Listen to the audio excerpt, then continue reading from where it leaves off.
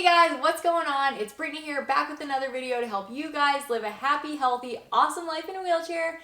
And on today's video, I'm going to share with you guys my top 10 reasons it's awesome to be in a wheelchair. I know that there are lots of challenges that come with life with a disability, and we can spend probably decades talking about all of the annoying things that come with living with a disability or being in a wheelchair. But there are some perks, so we can't ignore those, and I wanted to go over those today because recently I had a conversation with a friend that is just really struggling with all of the difficulties that come with life in a wheelchair. She's been in a wheelchair for a number of years, and for her it's been really an uphill battle, and so it's easy to get angry about all of the things that we have to do on a daily basis, or angry at people that don't understand what we have to do, or the things that we need, like handicap parking and all of the things that a lot of people just take for granted and they don't really understand about life with a disability. It's easy to get mad at those people, and those things are normal. They're totally normal. Being angry is normal. Being frustrated is normal. Hey, I get frustrated every day. My husband is known around the house as the able-bodied asshole because I literally say that to him so many times when I get frustrated. I'm like, you able-bodied asshole! So don't take this as me never being negative. I totally am negative sometimes, but I have to remember all of the positive things about being in a wheelchair. So I wanted to just share some of the ones that I came up with. So I'm going to open my little list and we will get started. So the 10 best things about being paralyzed. So this is technically about being paralyzed, not just being in a wheelchair, because there's a million reasons why people are in wheelchairs. So this list is specifically about being in a wheelchair because you have a spinal cord injury or you are paralyzed. So here it goes. The best things about being paralyzed are, number one, parking. So parking is not always good, but when it's good, oh, it's good. So my favorite time of year to be in a wheelchair is around Christmas time, because other than the snow, which is a pain in the ass, when you're driving around at like super busy shopping malls or, Walmart or whatever, and you're trying to find a parking stall, I see people just circling the parking stalls because they can't find any. And then there's like that one handicap stall that's empty. I call it VIP parking. It's like the best. So I pull in, I'm like, VIP parking, bitches. And I am so happy that I'm in a wheelchair on those occasions. So that is number one. Parking can be a real frustration other times, but like I said, when it's good, and when it's bad, it's really bad. So number one, great parking. Love having close proximity most of the time, and just having the opportunity to park somewhere when there's a full parking lot and nobody else has a place to park and there's one handicap stall empty. So that's number one. Number two is I can't feel pain below my level of injury, which is sort of true and sort of not true. I have phantom sensation, so I get nerve pain below my level of injury, so my legs are always bent, asleep, and burning, and sometimes that can get really bad, but I don't have real pain other than the nerve pain. And so this came in handy when I had my C-sections, when I had my babies. I got tore open, and most women who have C-sections are sore for weeks at a time. It's painful to pee, it's painful to do all of these things, can't poop because you can't push hard enough. All of these things that I just kind of didn't feel at all when I had my C-section. So I thought that was pretty cool. I broke my toe before, didn't feel it. I dropped a 10-pound weight on my foot and immediate bruising. It was like, ouch. I could tell that it hurt a lot and couldn't feel that. I dropped hot water on my leg before and had a 3rd-degree burn. Couldn't feel any of that. So it's, dangerous in its own way because you can get autonomic dysreflexia, but you can't feel the actual pain. So that's number two. Not being able to feel pain below my level of injury is definitely a perk sometimes. Number three is meeting people when I'm forced to ask for help. So I have had the most interesting conversations with total strangers just because I can't reach the top shelf in the grocery store. I once had a 45-minute conversation with a guy in the grocery store because he helped me reach something off of the top shelf, and then he asked me advice on laundry detergent, and then I asked him about his weight loss. He was like a really tall guy. He was like 6'7", and it was literally 45 minutes, and we were like, okay, we both have things to do. Thank you, we gotta go. But it was like just amazing. It was so cool that like I had this conversation with a random person in the grocery store, all because I couldn't reach something off of the top shelf and he needed advice on laundry detergent. So things like that happen to me all the time, and I feel like it's a blessing to meet people in such a random way. And most people are so nice. Like, most people are so nice and helpful. And I love being able to see the humanity out in the world. So that's number 3. Number 4 is being carried by my husband when things aren't accessible. So how many women get to be carried across the threshold like a million times in their lifetime? I guess I should ask people that are able-bodied, how many times does your husband pick you up and carry you? Probably not that often. But for me, when things aren't accessible, my husband picks me up all the time. And it's freaking awesome. It's so cool to be able to be that intimate with my husband in just like a regular old setting. I steal a kiss. It's cool to be lifted. It's cool to be lifted by your husband. So I feel like that's a perk, just to be able to have something that most women probably have never in their lifetime. So that's number 4. Look at me with all of the lists and the counting, and I'm keeping track. I'm getting better, guys. Okay, number 5 is getting early access to events, like skipping the queue or the line. So an example of this, I went to an event. It was like a business leadership event, but Arnold Schwarzenegger was speaking at it.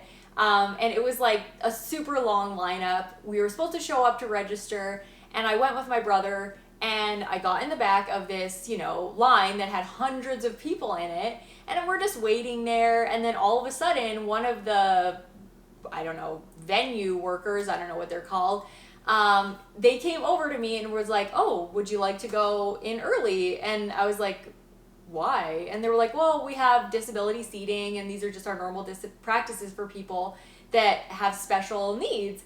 And I was like, oh my God, this is amazing. So I said yes, because I wanted to be able to find where the bathrooms were.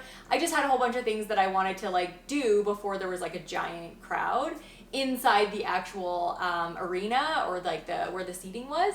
So that happens all the time. I've never been to Disneyland, but one of the most exciting things about going to Disneyland is there's a separate line for people in wheelchairs. In the airport, there's a separate line for people in wheelchairs. You're the first on the plane, last off, which is kind of annoying, but you gotta get to skip the lines just because you have extra things that you need to do. So I think that's a total perk, and it's so helpful in situations where there's a giant line and somehow, I get to go ahead of it. So love that about being in a wheelchair, just getting to skip the queue. Sometimes I kind of feel bad about it, because if there really is no reason for me to go ahead and there's nothing for me to do, like search for the bathrooms or anything, then I just kind of feel selfish about it. But things take me longer anyway, so I try to just take the good things where I can and not feel bad about it. Okay, so that's number 5, getting to skip the queue. Number 6 is never being without a chair. There's been so many times that I've gone to places with people that are able-bodied, and they just have to stand around because there's no seating left, at a venue in a small pub or something like that. And man, it's so annoying not to be able to sit down when you want to, your feet get tired, you're wearing high heels, whatever the case may be. I'm never without a chair, so I never have to worry that in a restaurant or at an event that I'm not going to get a seat. I always have mine with me. So that's number 6. Number 7 is having a lap to carry things on and still have free hands.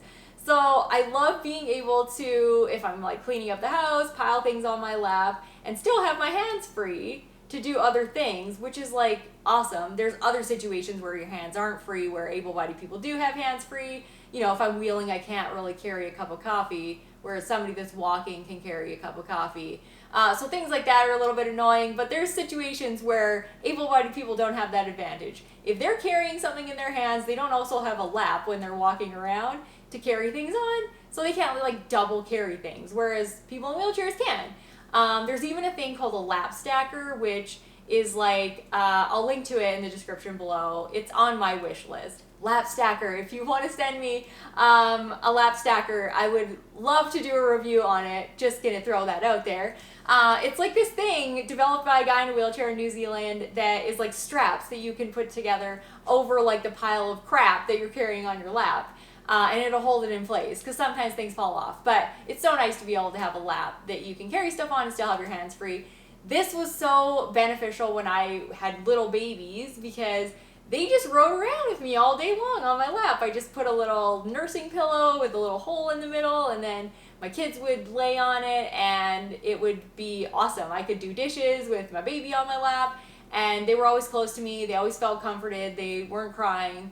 And it was awesome. My sister was so jealous when she had her kids, because she was like, you can just carry your kids with you wherever you go, and they're like content, whereas she would have to put her son down. He would cry, and if she wanted to carry him around while she was doing dishes or something, she had to strap on the baby carrier, and it was just annoying. So yeah, that came in handy when I had my kids, being able to have a lap and also your hands free.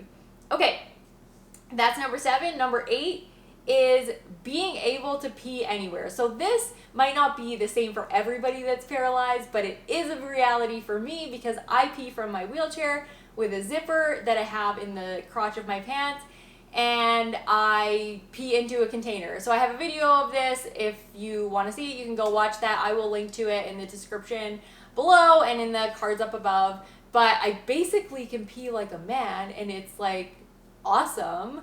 So this is like one of the best things about being paralyzed. It was one of the most intimidating things about being paralyzed when I was first hurt, because I thought learning how to use a catheter was impossible. But once I like got that down pat and could pee in my chair, then it basically opened up the whole world to me. So I can pee when I'm camping behind, like I just go in the bushes behind the trailer. I can pee in my car, which I do so many times. I can pee in other people's car. I can pee in other people's houses.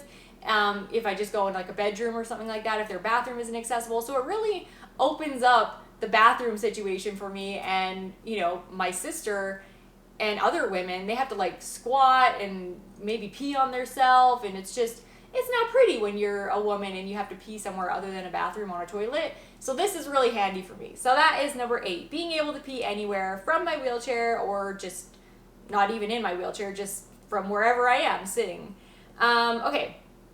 Number 9 is not wearing out shoes and being able to wear super cheap shoes that don't matter if they're comfortable, because I can't really feel my feet. Being able to not really worry about whether the shoes have good quality is awesome, because I can shop at the dollar store. I can shop at, you know, just the cheaper kind of stores that don't have really high quality shoes that people that are actually walking and would want comfortable footwear, they can't really shop at. Or if they do shop there, then those shoes wear out super fast. Whereas my shoes last forever. I usually throw out my shoes or get rid of them because I don't like them anymore before they wear out. So that is number 9. And then the last perk about being in a wheelchair that I came up with is that kids think I'm awesome. And this is one of my favorite perks. Kids really do not judge people in wheelchairs. They sometimes get scared or unsure because their parents are like, don't stare or whatever. But most kids don't have a preconceived notion that being in a wheelchair is bad. Sometimes they think it's sad that you can't walk, or they'll say that sucks. But most kids really think your wheelchair is awesome. They think it's like a really cool feature of your personality. They're not like, aw, that wheelchair's sad. They're like, can I try that? How does it work? This is so cool. And if they see you wheel in, they are interested in you. They're genuinely interested. They want to talk to you. They want to ask about your wheelchair. They want to ask about your life. I wish everybody was more like kids when it came to a wheelchair. I wish people would ask. I wish people would show a genuine interest, because sometimes there's a difference between asking just for curiosity's sake and being nosy and having a genuine curiosity to want to be informed about what life with a different sort of circumstances is like. But I just wish most people had that inquisitive nature and that genuine positivity towards disabilities, because kids don't really care. They don't really care, and you can share anything with them and it doesn't really faze them. They just take it at face value and that's it for them. Okay, that's how you go to the bathroom? Great. That's how you get around? Great. We can be friends now, and that's all it is. They don't have a, I don't know, they don't have like a thing behind all of that that's making them go like, what are my friends going to think if I talk to this person in a wheelchair? Should I, is this going to make my life harder, or whatever it is that, like, we all think in our heads, the crazy stuff we all think in our heads in order to make things harder for ourselves and for other people. Kids just don't have that. I just find they really don't have that. So I love that, especially toddlers. Every toddler thinks my wheelchair, if it's a girl, is a stroller, and if it's a boy, it's a truck. And I love being a big giant toy for little kids to enjoy. So those are the 10 things that I think are awesome about being in a wheelchair. If you guys have other things that you think are awesome or perks, please put them in the comments below. If you liked this video and it made you feel more hopeful about life in a wheelchair, then please give me a thumbs up and share it with somebody that you think needs to hear these things. That's all I got for you guys today. I will catch you on another video next week. Bye guys. Mwah.